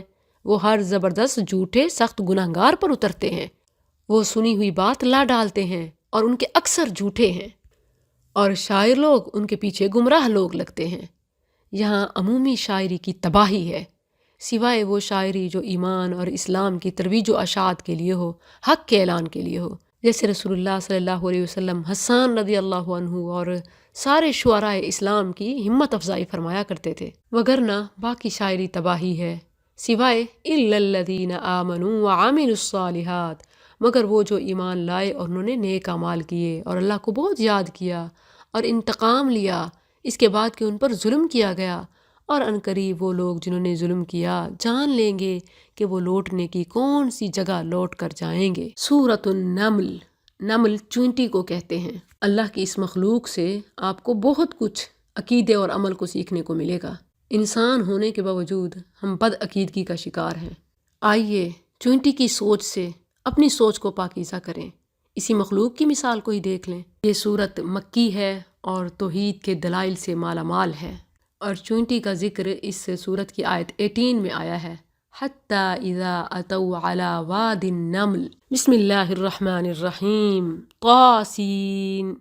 یہ کامل قرآن اور واضح کتاب کی آیات ہیں، مومنوں کے لیے ہدایت اور بشارت ہیں، وہ جو نماز قائم کرتے اور زکوٰۃ دیتے ہیں اور آخرت پر یقین بھی وہی رکھتے ہیں۔ بے شک جو لوگ آخرت پر ایمان نہیں رکھتے ہم نے ان کے لیے ان کے اعمال مزین کر دیے ہیں، بس وہ حیران پھرتے ہیں۔ یہی لوگ ہیں جن کے لیے برا عذاب ہے اور وہ آخرت میں وہی سب سے زیادہ خسارے والے ہیں۔ اور بلا شبہ یقیناً تجھے قرآن ایک کمال حکمت والے سب کچھ جاننے والے کے پاس سے عطا کیا جاتا ہے۔ جب موسیٰ نے اپنے گھر والوں سے کہا بلا شبہ میں نے ایک آگ دیکھی ہے، میں ان قریب تمہارے پاس اس سے کوئی خبر لاؤں گا یا تمہارے پاس اس سے سلگایا ہوا انگارہ لے کر آؤں گا تاکہ تم تاپ لو، تو جب وہ اس کے پاس آیا تو اسے آواز دی گئی کہ بابرکت ہے وہ جو آگ میں ہے اور جو اس کے ارد گرد ہے، اور اللہ پاک ہے سارے جہانوں کا رب ہے۔ یا موسیٰ، اے موسیٰ، بے شک حقیقت یہ ہے کہ میں ہی اللہ ہوں جو سب پر غالب کمال حکمت والا ہے۔ اور اپنی لاٹھی پھینک، تو جب اس نے اسے دیکھا کہ حرکت کر رہی ہے جیسے وہ ایک سانپ ہے تو پیٹھ پھیر کر لوٹا اور واپس نہیں مڑا۔ اے موسیٰ مت ڈر، بے شک میرے پاس رسول نہیں ڈرتے، مگر جس نے ظلم کیا پھر برائی کے بعد بدل کر نیکی کی تو بے شک میں بے حد بخشنے والا نہایت مہربان ہوں۔ اس میں اس بات کی بھی تسلی ہے کہ جو قتل ہوا تو توبہ کر لی، اب ڈرنے کی ضرورت نہیں۔ اور اپنا ہاتھ اپنے گریبان میں ڈال، کسی عیب کے بغیر چمکتا ہوا سفید نکلے گا 9 نشانیوں میں فرعون اور اس کی قوم کی طرف۔ بلا شبہ وہ نافرمان لوگ تھے۔ فَلَمَّا جَاءَتْهُمْ، تو جب ان کے پاس ہماری نشانیاں آنکھیں کھول دینے والی پہنچیں تو انہوں نے کہا یہ کھلا جادو ہے، اور انہوں نے ظلم اور تکبر کی وجہ سے ان کا انکار کر دیا۔ حالانکہ ان کے دل ان کا اچھی طرح یقین کر چکے تھے۔ بس دیکھ فساد کرنے والوں کا انجام کیسا ہوا۔ اور بلا شبہ یقیناً ہم نے داؤد اور سلیمان کو ایک علم دیا، اور ان دونوں نے کہا تمام تعریف اللہ کے لیے ہے جس نے ہمیں اپنے بہت سے مومن بندوں پر فضیلت دی۔ فضیلت مختلف طریقوں سے ملتی ہے۔ بعض اوقات کچھ ملنے کی فضیلت ہوتی ہے، جیسے اللہ سبحانہ و تعالیٰ نے داؤد اور سلیمان علیہ السلام کو جو علم دیا، اس بنا پر انہوں نے اللہ کا یوں شکر ادا کیا۔ تو جب بھی کوئی نعمت ملے اپنے رب کا یوں شکر ادا کریں، الحمدللہ الذی فضلنا علی کثیر من عبادہ المؤمنین۔ دیکھیں تو کتنے محنت کرنے والے ہوتے ہیں، مگر ہم بغیر محنت کے ان سے آگے نکل جاتے ہیں، بہت کچھ پا لیتے ہیں، تو اس پر رب کا شکر لازم ہے، واجب ہے۔ اور اسی طرح کئی لوگ حادثات کا، آفات کا شکار ہو جاتے ہیں اور بہت احتیاط بھی کرتے ہیں، ہم بغیر احتیاط یا اسباب کے بھی بچ جاتے ہیں، تو اس پر شکر بھی رسول اللہ صلی اللہ علیہ وسلم نے ہمیں سکھایا۔ ایک تو یہ ہے کچھ ملنے کی فضیلت، اور ایک ہوتی ہے کچھ نہ ملنے کی فضیلت۔ جب کسی مصیبت زدہ کو دیکھیں تو کیا پڑھیں؟ الحمدللہ الذی عافانی مما ابتلاک بہ وفضلنی علی کثیر ممن خلق تفضیلا۔ یہاں اگرچہ الفاظ اور انداز ایک ہے، مگر ایک لطیف فرق ہے جو یہاں میں نے منشن کیا۔ ورث سلیمان، اور سلیمان داود کا وارث بنا، اور اس نے کہا اے لوگو ہمیں پرندوں کی بولی سکھائی گئی اور ہمیں ہر چیز میں سے حصہ دیا گیا ہے، بے شک یہ یقیناً یہی واضح فضل ہے۔ اور سلیمان کے لیے اس کے لشکر جمع کیے گئے جو جنوں اور انسانوں اور پرندوں سے تھے، پھر وہ الگ الگ تقسیم کیے جاتے تھے، یہاں تک کہ جب وہ چونٹی کی وادی پر آئے تو ایک چونٹی نے کہا اے چونٹیوں اپنے گھروں میں داخل ہو جاؤ، کہیں سلیمان اور اس کے لشکر تمہیں کچل نہ دیں اور وہ شعور نہ رکھتے ہوں۔ اللہ اکبر! ایک چونٹی یہ جانتی ہے کہ سلیمان عالم الغیب نہیں ہے، انجانے میں ہمیں کچل دے گا۔ آج انسان یہ ماننے کو سمجھنے کو تیار نہیں ہے، وہ نبی کو ہی عالم الغیب، ولی کو بھی مختار کل سمجھتا ہے۔ بہت جھگڑالو اور ظالم ہے۔ چونٹی کا عقیدہ تو چیک کیجئے، اس کا عمل رسول اللہ صلی اللہ علیہ وسلم نے بھی ہمیں بتایا۔ مصنف ابن ابی شیبہ کے ریفرنس سے ہے چونٹیوں کی دعا کہ وہ اپنے رب سے جب انہیں رزق چاہیے ہو، پانی چاہیے ہو، یوں مانگتی ہیں اللہم انا خلقا من خلقک لیس لنا غنی رزقک۔ اے اللہ ہم تیری مخلوق ہیں، تیرے فضل کی، تیری طرف سے دیے جانے والے رزق کی ہم محتاج ہیں، ہم اس سے بے پرواہ نہیں ہو سکتی۔ فَإِمَّا أَن تَسْقِيَنَا وَإِمَّا أَن تُهْلِكُنَا، اے مالک ہم پر بارش برسا وگرنہ ہم ہلاک ہو جائیں گے۔ کیا پیارا انداز ہے، کیا پیاری سوچ ہے ان چونٹیوں کی۔ انسانوں، مسلمانوں، ذرا انہی سے ہی سیکھ لو۔ فَتَبَسَّمَ ضَاحِكًا مِّن قَوْلِهَا، تو وہ اس کی بات سے ہنستا ہوا مسکرایا۔ یاد رکھیں کہ مسکرانا کبھی غصے سے بھی ہوتا ہے۔ بخاری میں کعب بن مالک کی حدیث توبہ میں ہے تبسم تبسم المغضب، رسول اللہ مجھے دیکھ کر ایسے مسکرائے جیسے غصے والے کی طرح مسکرانا ہوتا ہے، اسی لیے تبسم کے ساتھ ضحک بھی آیا کہ فتبسم ضاحکا، وہ ہنستا ہوا مسکرایا اور اس نے کہا اے میرے رب، ربی اوزعنی، اے میرے رب مجھے توفیق دے کہ میں تیری نعمت کا شکر کروں جو تو نے مجھ پر اور میرے ماں باپ پر کی ہے، اور یہ کہ میں نیک عمل کروں جسے تو پسند کرے، اور اپنی رحمت سے مجھے اپنے نیک بندوں میں داخل فرما۔ شکر کی توفیق طلب کرنے اور نیک عمل کی توفیق مانگنے کے لیے بڑی بہترین دعا ہے۔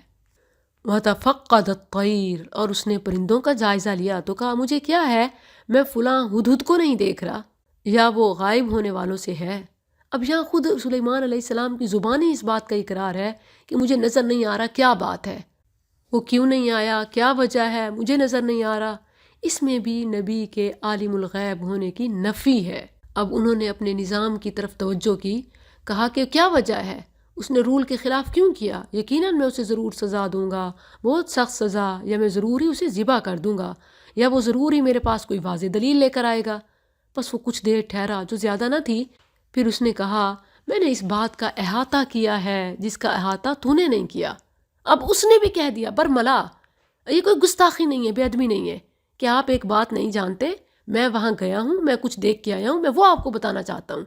وَجِئْتُكَ مِنْ سَبَإٍ بِنَبَإٍ یقین، اور میں تیرے پاس سبا سے ایک یقینی خبر لایا ہوں۔ یہ سبا ایک پرانے بادشاہ کا نام تھا جس کے نام پر اس ملک کا نام ہی سبا پڑ گیا۔ سلیمان علیہ السلام کے دور میں اس ملک کی بادشاہ ایک عورت تھی، اس بنا پر اسے ملکہ سبا کہا جاتا ہے۔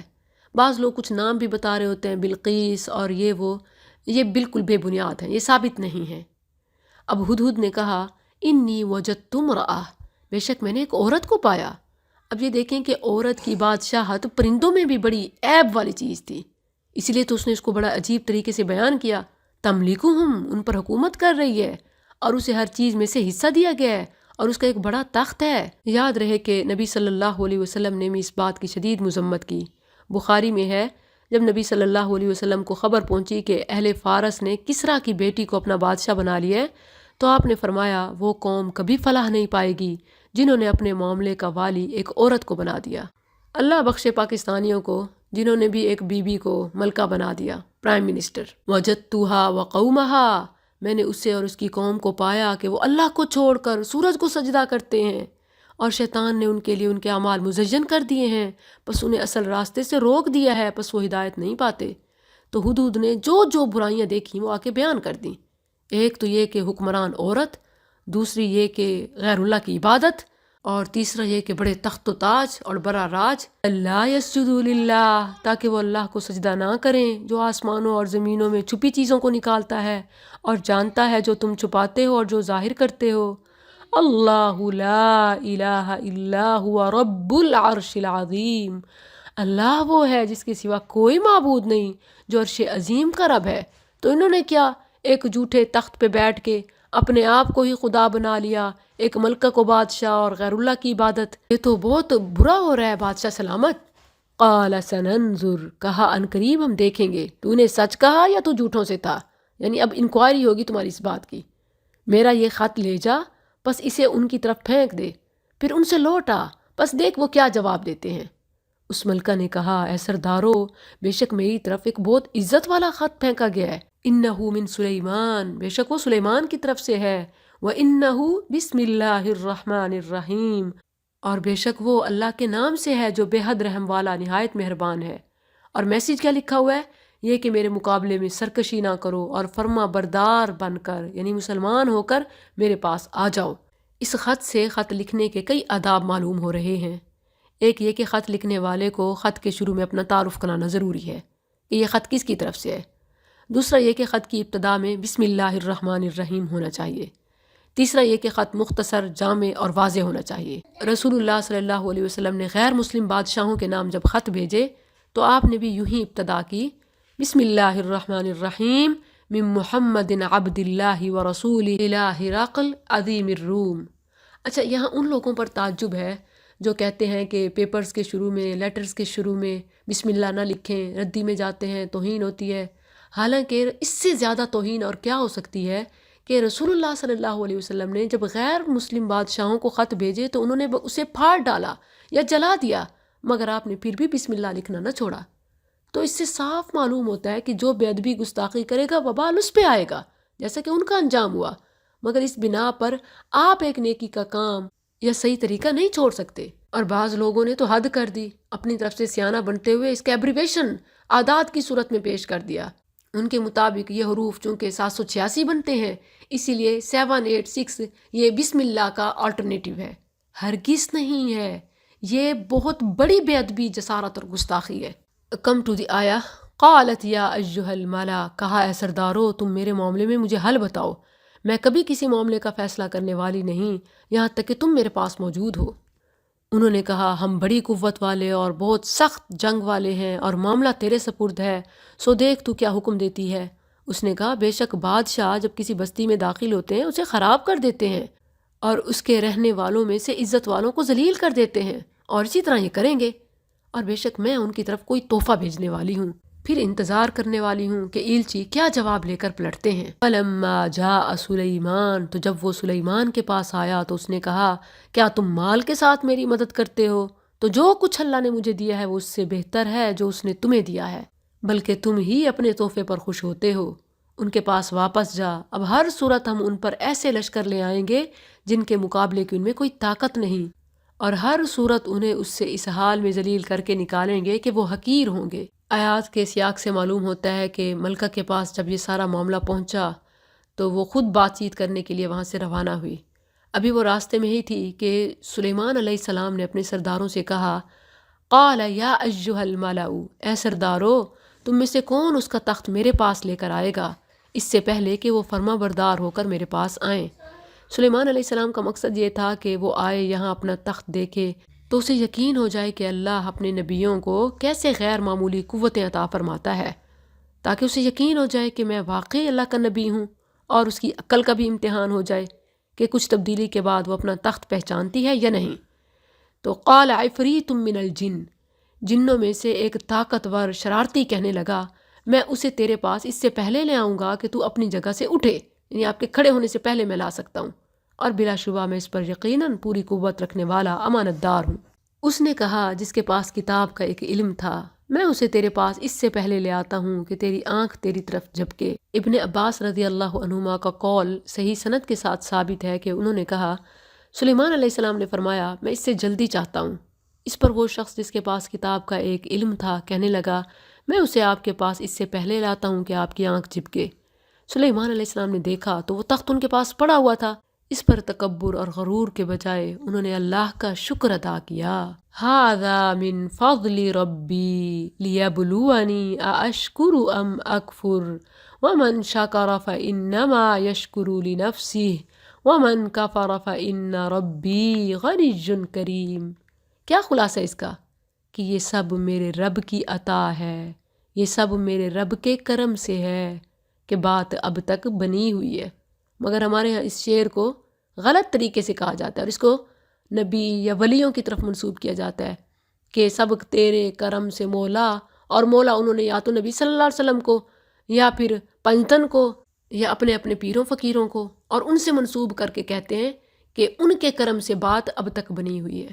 سلیمان علیہ السلام اسے اپنی حکومت کی وجہ سے بھی نہیں کہہ رہے، بلکہ کہتے ہیں یہ سب میرے رب کی عطا ہے کہ بات اب تک بنی ہوئی ہے۔ بعض لوگوں نے اس دوسرے شخص کے حوالے سے بھی بڑی بڑی باتیں کی ہیں، غیر ضروری وضاحت ہے جو انشاءاللہ کبھی کسی موقع پر واضح کروں گی، مگر خلاصہ یہ ہے کہ یہ دوسرا جن تھا یا انسان تھا، اللہ عالم، لیکن بظاہر قرینے سے یہی معلوم ہو رہا ہے کہ یہ جن تھا، کیونکہ عام طور پر جنات کے یہ بس میں ہے، اللہ نے انہیں اتنی طاقت دی ہوئی ہے، لیکن انسانوں کے بس میں نہیں ہے۔ لیکن یہاں بھی کسی شخص کا کمال نہیں بلکہ علم کی بات ہے کہ علم من الکتاب، کہ جس کے پاس کتاب میں سے علم تھا۔ علم رکھنے والے نے آنکھ جھپکنے سے بھی تیزی میں وہ تخت لا کر پیش کر دیا۔ اللہ تعالیٰ نے اس علم کا بھی نہیں بتایا کہ وہ کون سا علم تھا، لہٰذا غیر ضروری وضاحتیں اور ان پر غلط عقائد کی بنیاد رکھنا یہ عبث ہوگا۔ قال نکروا لہا، کہا اس کا تخت اس کے لیے بے پہچان کر دو تاکہ ہم دیکھیں کیا وہ راہ پر آتی ہے یا ان لوگوں سے ہوتی ہے جو راہ نہیں پاتے، یعنی اس میں تھوڑی بہت چینجنگ کر دو۔ پھر جب وہ آئی تو اس سے کہا گیا کہ کیا تیرا تخت ایسا ہی ہے؟ اس نے کہا یہ تو گویا وہی ہے، اور ہم اس سے پہلے علم دیے گئے تھے اور ہم فرما بردار تھے، یعنی ہمیں تو اس سے پہلے ہی آپ کی قوت و شوکت اور عظیم سلطنت کا علم ہو گیا تھا اور ہم تابع فرمان ہو چکے تھے، اسی لیے خدمت میں حاضر ہو گئے ہیں۔ اور اسے اس چیز نے روکے رکھا جس کی عبادت وہ اللہ کے سوا کرتی تھی، بلا شبہ وہ کافر لوگوں میں سے تھی۔ اس سے کہا گیا اس محل میں داخل ہو جا، تو جب اس نے اسے دیکھا تو اسے گہرا پانی سمجھا اور اپنی دونوں پنڈلیوں سے کپڑا اٹھا لیا، یعنی پانی سمجھ کر کپڑے اونچے کیے کہ کہیں گیلے نہ ہو جائیں۔ تو اس نے کہا یہ تو شیشوں کا ملائم بنایا ہوا فرش ہے۔ اس ملکہ نے کہا اے میرے رب، میں نے اپنی جان پر ظلم کیا اور میں سلیمان کے ساتھ اللہ رب العالمین کے لیے فرما بردار ہو گئی۔ اس قصے میں بھی بہت ساری باتیں اسرائیلیات سے شامل کر کے بڑھایا چڑھا کے بیان کی جاتی ہیں جن کی قطعاً کوئی ضرورت نہیں۔ وَلَقَدْ أَرْسَلْنَا إِلَىٰ ثَمُودَ، اور بلا شبہ یقیناً ہم نے سمود کی طرف ان کے بھائی صالح کو بھیجا کہ اللہ کی عبادت کرو، تو اچانک وہ دو گروہ ہو کر جھگڑ رہے تھے۔ کہا ہے میری قوم، تم بھلائی سے پہلے برائی کیوں جلدی مانگتے ہو؟ تم اللہ سے بخشش کیوں نہیں مانگتے تاکہ تم پر رحم کیا جائے؟ انہوں نے کہا ہم نے تیرے ساتھ اور ان لوگوں کے ساتھ جو تیرے ساتھ ہیں بدشگونی پکڑی ہے، یعنی جب سے تم نے دعوت شروع کی ہے سارے کام الٹے ہو رہے ہیں۔ کہا تمہاری بدشگونی اللہ کے پاس ہے، یعنی تمہارے کرتوتوں کی وجہ سے اتر رہی ہے، بلکہ تم ایسے لوگ ہو جو آزمائے جا رہے ہو۔ قوم سمود کے شہر کا نام ہجر ہے، سورہ ہجر کا نام اسی شہر کے نام پر ہے، اور اس شہر میں 9 بدماش قسم کے لوگ تھے جو ملک میں فساد کرتے تھے، انہی کی طرف اشارہ ہے۔ ان میں سے ایک وہ تھا کہ جس نے آگے بڑھ کر اونٹنی کو قتل کیا تھا۔ قالوا تقاسموا، انہوں نے کہا آپس میں اللہ کی قسم کھاؤ کہ ہم ضرور ہی اس پر اور اس کے گھر والوں پر رات حملہ کریں گے، یعنی آج رات میں انہیں قتل کر دیں گے، پھر ضرور ہی اس کے وارث سے کہہ دیں گے کہ ہم اس کے گھر والوں کی ہلاکت کے وقت موجود نہ تھے، اور بلا شبہ ہم ضرور سچے ہیں، جیسے ہر قاتل پلاننگ کرتا ہے۔ وَمَكَرُوا، اور انہوں نے ایک چال چلی اور ہم نے بھی ایک چال چلی، اور وہ سوچتے تک نہ تھے۔ بس دیکھ ان کی چال کا انجام کیسا ہوا کہ ہم نے انہیں اور ان کی قوم سب کو ہلاک کر ڈالا، تو یہ ہیں ان کے گھر گرے ہوئے اس کے باعث جو انہوں نے ظلم کیا۔ اس میں ان لوگوں کے لیے یقیناً ایک نشانی ہے جو جانتے ہیں، اور ہم نے ان لوگوں کو نجات دی جو ایمان لائے اور بچتے رہے تھے۔ اور لوط کو جب اس نے اپنی قوم سے کہا کیا تم بے حیائی کو آتے ہو جبکہ تم دیکھتے ہو؟ کیا بے شک تم واقعی عورتوں کو چھوڑ کر شہوت سے مردوں کے پاس آتے ہو؟ بلکہ تم ایسے لوگ ہو کہ جہالت برتتے ہو۔ تو اس کی قوم کا جواب اس کے سوا کچھ نہ تھا کہ انہوں نے کہا لوط کے گھر والوں کو اپنی بستی سے نکال دو، بلا شبہ یہ ایسے لوگ ہیں جو بہت پاک باز بنتے ہیں۔ تو ہم نے اسے اور اس کے گھر والوں کو بچا لیا، مگر اس کی بیوی ہم نے اسے پیچھے رہنے والوں میں طے کر دیا تھا، اور ہم نے ان پر بارش برسائی، زبردست بارش، سو بری بارش تھی ان لوگوں کی جو ڈرائے گئے تھے۔ کہہ دے الحمدللہ، سب تعریف اللہ کے لیے ہے، وَسَلَامٌ عَلَىٰ عِبَادِهِ الَّذِينَ اصْطَفَىٰ، اور سلام ہے اس کے ان بندوں پر جنہیں اس نے چن لیا۔ کیا اللہ بہتر ہے یا وہ جنہیں یہ شریک ٹھہراتے ہیں؟ آگے نئے پارے کے ساتھ توحید ایک نئے انداز سے سمجھائی جا رہی ہے، یہاں یہ اس کی تمہید ہو رہی ہے۔ تو یہاں اس سے یہ بھی معلوم ہوتا ہے کہ ہمیں بھی اپنی تقاریر اور خطبات کا آغاز ایسی تمہید سے کرنا چاہیے، یعنی آپ اعوذ باللہ بسم اللہ کے بعد الحمدللہ وسلام علی عبادہ الذین اصطفیٰ اما بعد یہ کہہ کر کریں، تو یہ قرآنی طریقہ ہے۔ جس طرح ہم یوجلی نحمدہ ونصلی علی رسولہ الکریم اما بعد فاعوذ باللہ یہ پڑھتے ہیں، تو یہ بھی وہی طریقہ ہے، تھوڑے الفاظ چینج ہیں جو قرآن سے زیادہ ملتے جلتے ہیں، اور وہاں بھی شریعت کے اوورآل پیغامات کا خلاصہ ہے۔ تو میں بھی کوشش کروں گی کہ اپنی تقریر کا آغاز کبھی یوں بھی کروں، اعوذ باللہ من الشیطان الرجیم، بسم اللہ الرحمن الرحیم، الحمدللہ وسلام علی عبادہ الذین اصطفیٰ اما بعد۔ اب اگلی کلاس کل انشاءاللہ اس خطبے کے ساتھ۔ جزاکم اللہ۔